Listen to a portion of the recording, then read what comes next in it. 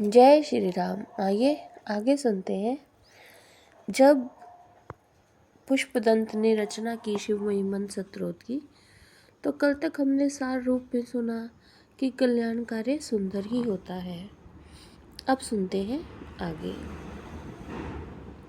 फिर आगे पुष्पदंत ने लिखा कि हम सब जानते हैं कामदेव के वार से कभी भी कोई नहीं बच सकता, चाहे मनुष्य हो, देव हो या दानव। पर जब कामदेव ने अपनी शक्ति समझे बिना आपकी ओर पुष्प बाण को साधा, तो आपने उसे उसी क्षण भस्म कर दिया। श्रेष्ठ जनों के अपमान का परिणाम हितकर नहीं होता। हे नटराज, जब संसार कल्याण के हेतु आप तांडव करने लगते हैं, तो आपके पांव के नीचे धरती कांप उठती है। आपके हाथों की परिधि से टकराकर यह ग्रह नक्षत्र भयभीत हो जाते हैं। विष्णु लोक भी हिल जाता है।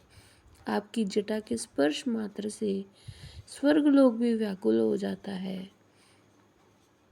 आकाश गंगा से निकलती हुई तारागणों के बीच से गुजरती हुई गंगा नदी जब अपनी धारा से धरती पर टापू से या अपने वेग से चक्रपात उत्पन्न करती है, पर ये परिपूर्ण गंगा आपके मस्तक पर सिर्फ एक बूंद के समान ही दृष्टिगोचर होती है। इससे पता चलता है कि आपका दिव्य स्वरूप है। ये आपके दिव्य स्वरूप की परिचायक है। हे शिव, आपने त्रिपुरासुर का वध करने हेतु पृथ्वी को रथ बना दिया, ब्रह्मा को सारथी बना दिया, सूर्य चंद्रमा को पहिए बनाया और स्वयं इंद्र को ही बाण बना दिया। हे शंभु, आपके लिए तो बहुत छोटी सी बात है। आपको किसी सहायता की क्या आवश्यकता, परंतु आप सबको उचित तरह से अपने साथ ले चलना पसंद करते हैं। जब भगवान विष्णु ने आपकी सहस्त्र कमलों और सहस्त्र नामों द्वारा पूजा की, तो उन्होंने देखा कि एक कमल कम है।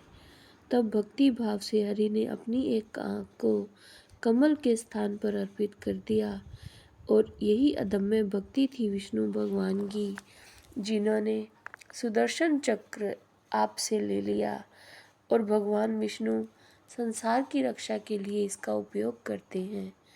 हे देवादिदेव महादेव, आपने ही कर्म फल का विधान बनाया।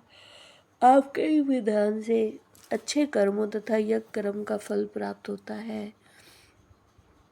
आपके वचनों में श्रद्धा रख सभी वेद कर्मों में आस्था बनाए रखते हैं और यज्ञ कर्म में संलग्न रहते हैं।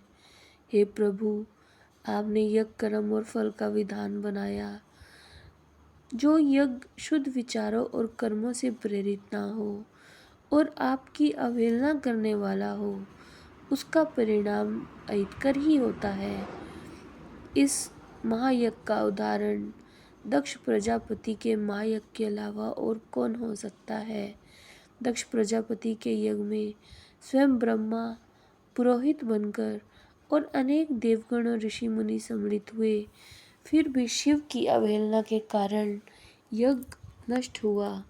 आप अनीति को सहन नहीं करते। एक समय में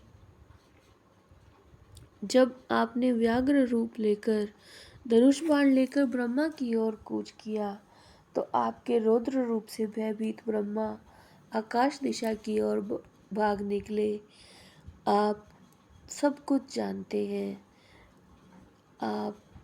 आप ही हैं। जय श्री राम।